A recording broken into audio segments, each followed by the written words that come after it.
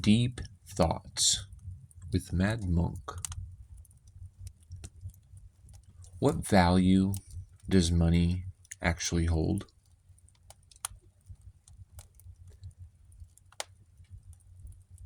Does the dollar today buy what it bought 50 years ago? And if it doesn't, why? Why is $1 not always worth 1 ounce of silver? Or why isn't $5 always worth 1 ounce of gold? Right? How is it that $1 that used to be able to buy a lot more than it can now, why did it have so much more purchasing power in the past?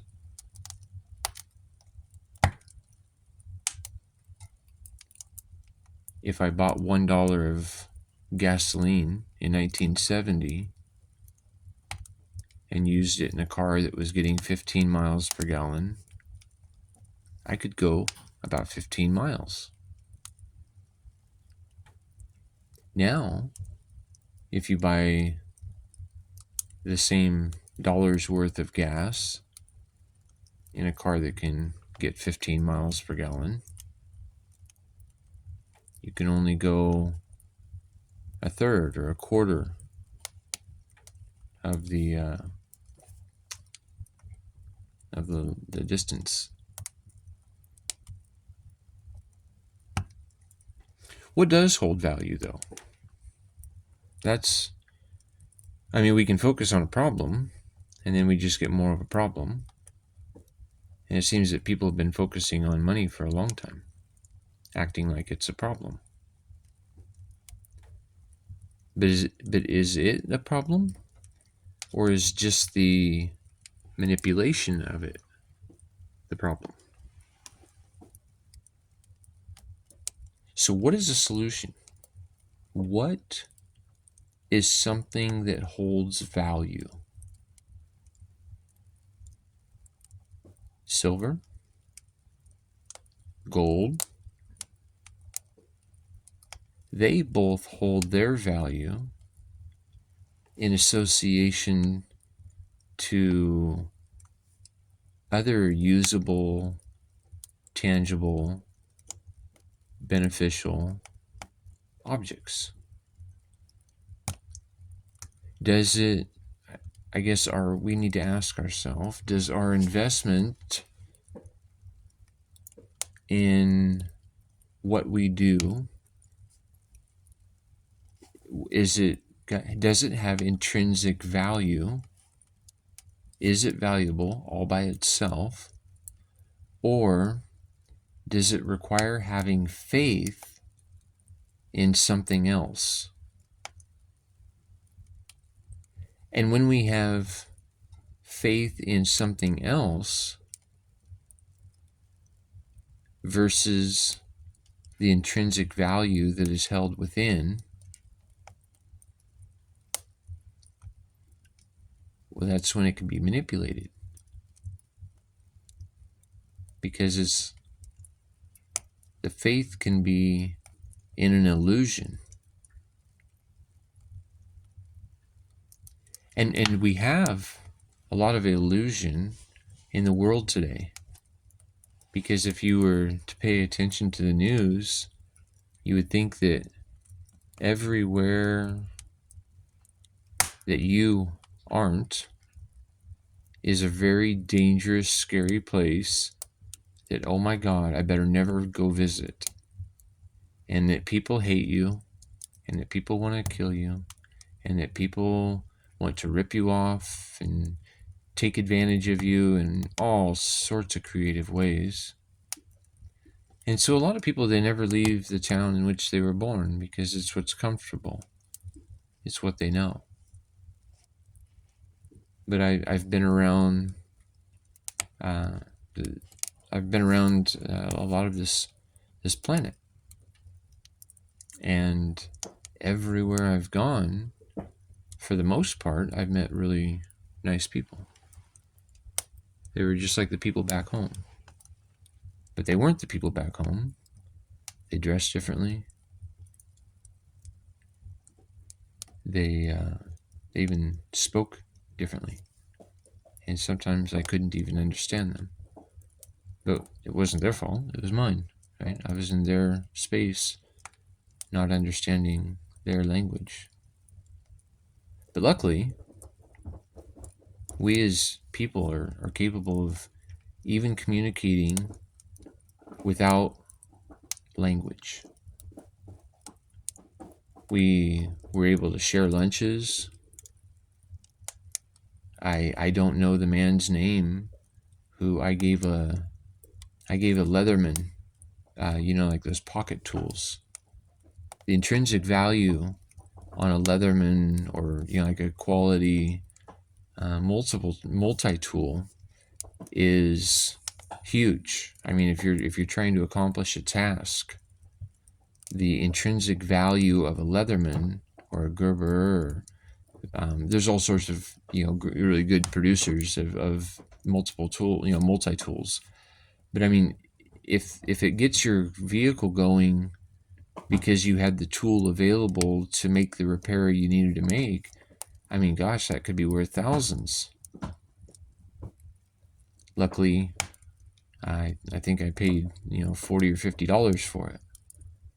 But I recognized an opportunity to help somebody that didn't have the means to be able to buy that $40 or $50 tool, but I traded it for an experience of sitting in the middle of the desert in Riyadh, Saudi Arabia, with people from Bangladesh and Philippines that were doing the same thing I was doing. And we were of service to Saudi Arabia with our labor. Right? I was wearing an Air Force costume, and they were wearing more traditional Arabic clothing. It was that of Saudi Arabia, that you're going to find at the local marketplaces. And anyway, so the intrinsic value of the Leatherman to me was a great means to exchange for a shawarma. I'd never had a shawarma before, and basically is just like a pita bread, with like some soup stuff in it, and it was really good though. I mean, it hit the spot, and it gave me a very unique experience. And I hope that man is still using the Leatherman, and that experience to me is in my memory more than the $30 or 40 or 50 or 60, whatever that was at the time. It was worth it more to me, right? And so in some exchanges of energy, we come out monetarily ahead. In some exchanges of energy, we've just gained an experience. It's a memory. We should be collecting. We should be more focused on collecting memories than things, because memories, they don't take up any room in a suitcase that we don't have when we die. What else is intrinsic value? This wood stove that we're watching the fire burn inside. I was able to get this for free.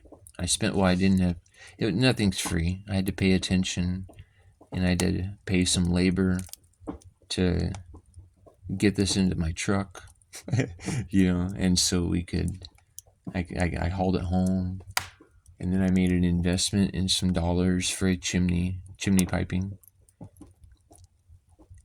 And the things that I put inside here are able to keep my space warm. And it doesn't use any electricity. It's just engineered to have intrinsic value.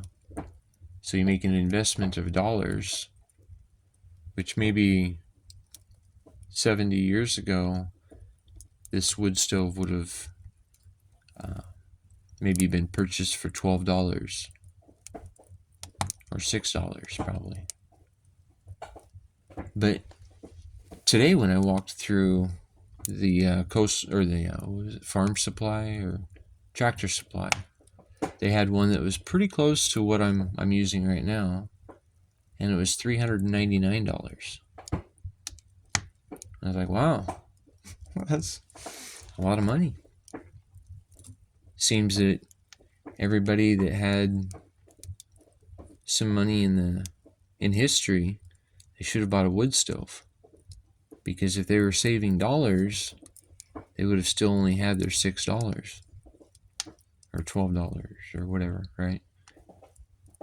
But if they would have bought a bunch of these stoves, I mean, we're talking a bunch of them, thousands, right? Thousands of wood stoves or tools,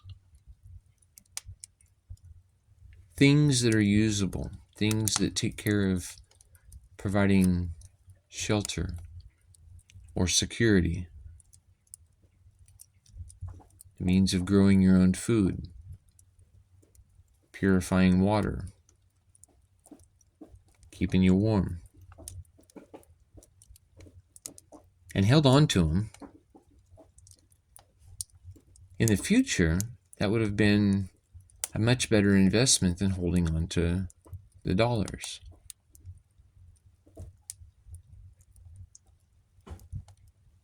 Some people are so poor, all they have is money.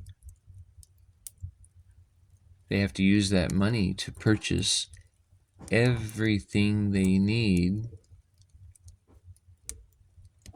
because they don't have the skills to take care of themselves. Well, in some places, just Venezuela comes to mind, the dollar bills that people were holding on to became worthless. And I'm not saying worth less, like the US dollar has been experiencing, but it became absolutely worthless. Like it might as well be monopoly money, which has a strange color connection to the US dollar. It didn't used to always be that way. It used to be that all money was green. But now there's pinks and blues. I think like a red or anyway, you can verify that for yourself. Open up your wallet. Are you still holding dollars? Are you still holding dollars in your wallet? Or do you just have a card now?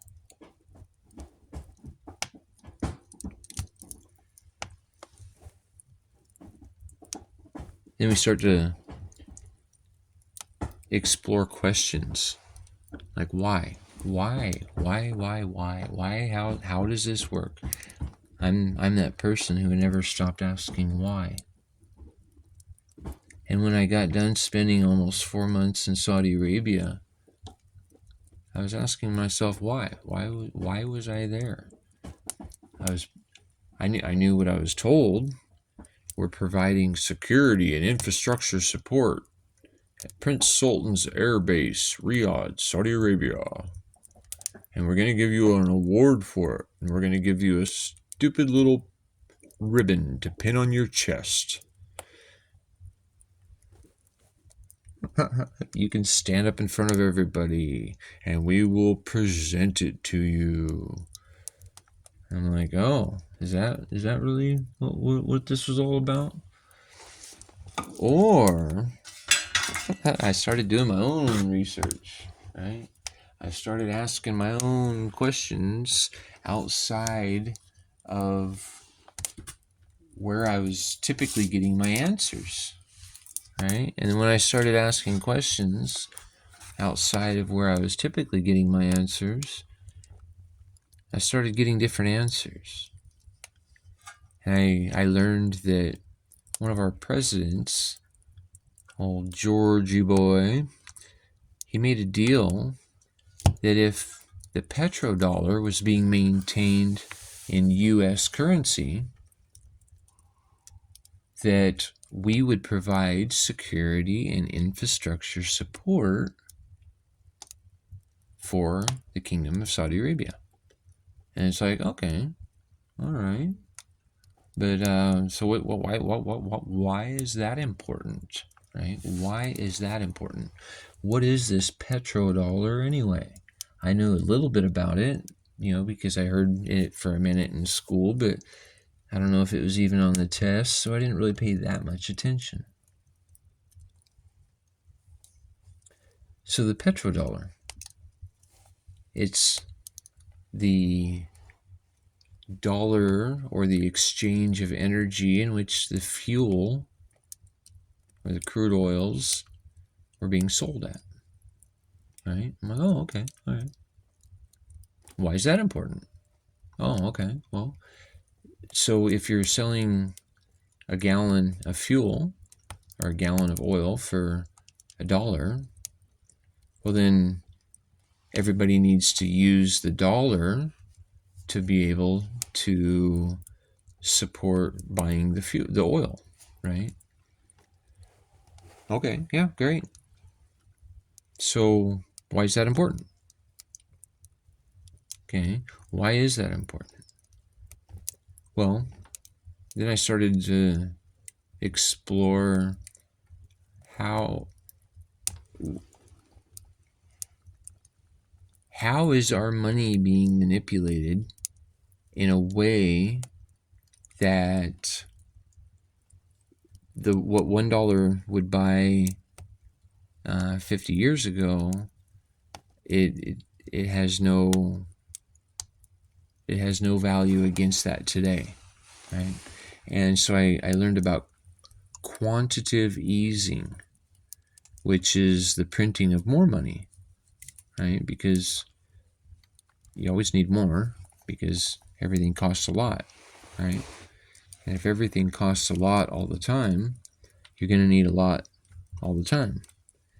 But when you need a lot all the time, and the dollar is no longer backed by a precious commodity, but rather the faith and trust of the U.S. government, somebody somewhere else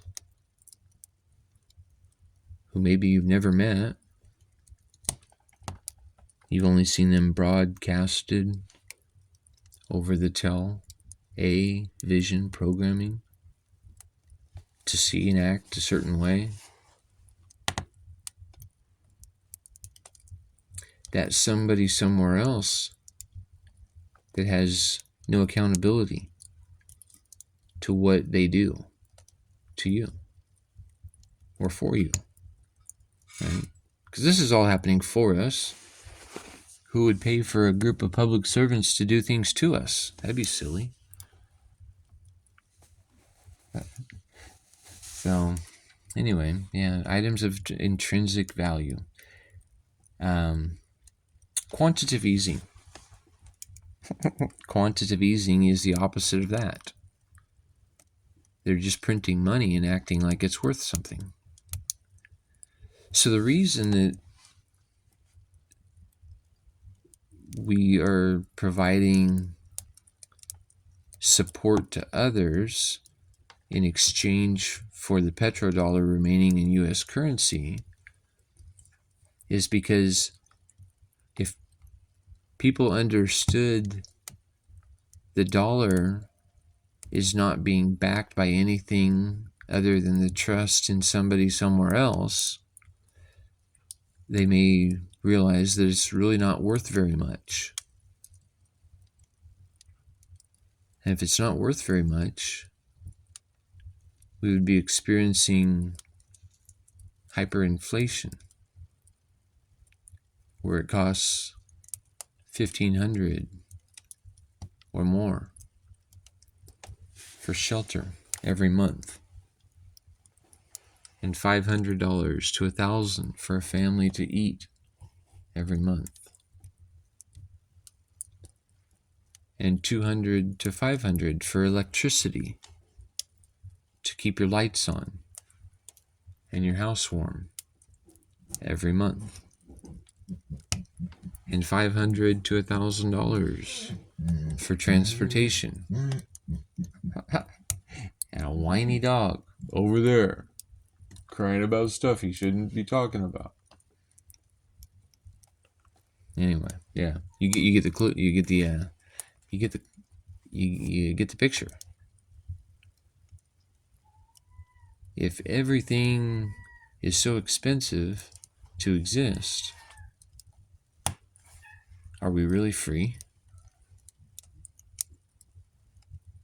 How much free time do you have? Is your time your most valuable asset? How much of it is yours?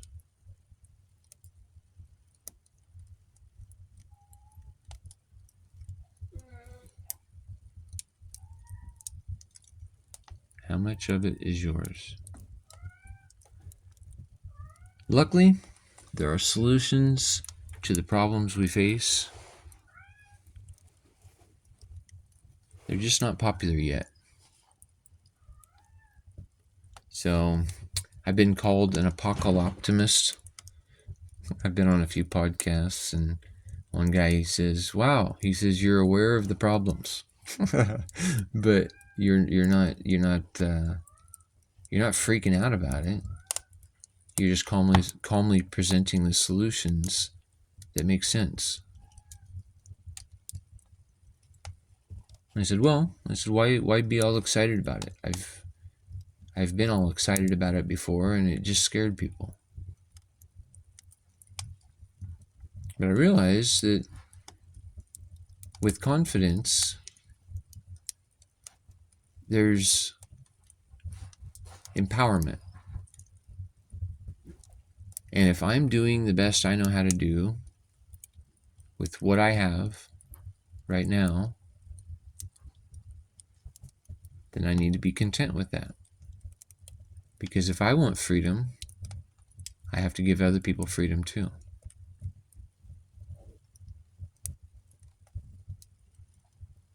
That's how it works.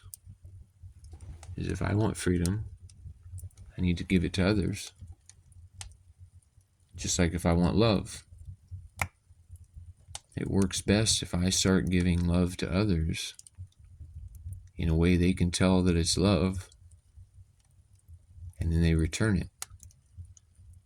And sometimes they even amplify it when they give it back. So if I can control me the best I can, and you control you the best you can, we can all get along pretty well.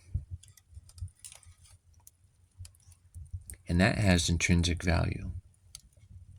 Because when we treat each other as we want to be treated, golden rule, right? Love your neighbor as you should love yourself. And loving yourself isn't self-aggrandizement. It's just recognizing that you are a perfect you, right? You are a perfect you right now. Just focus on that. And we always get better.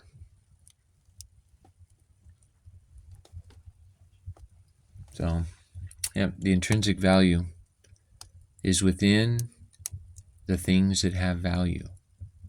And the things that have value are you. And a wood stove. And maybe a generator or some solar panels. Some seeds for a garden. some land to build a food forest. Rent is perpetual debt. And for some services, it's best to rent because maybe you only need it temporarily. But if you need something more than temporarily, it's not something that you should have to continue to pay for. There's options in shelter and how we can build it for just the cost of our own labor, which a lot of people, they pay a gym membership so they can spend energy and accomplish bigger muscles and more endurance and better health. But then they don't have enough money to pay for somebody to build them a house. And the people building a house are making money building bigger muscles and more endurance and better health. Both are working out. One of them's working out in the rain and the snow and the sunshine or the heat, while the other is working out in an air-conditioned gym. We just change how we do things, and we change what we experience.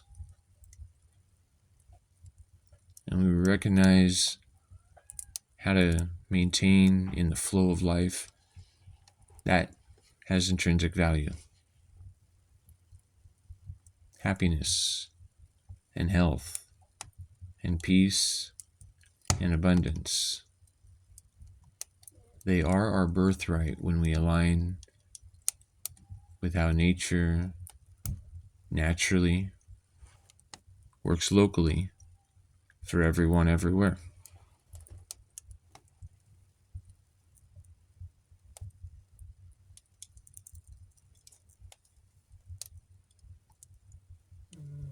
I hope you have a great day.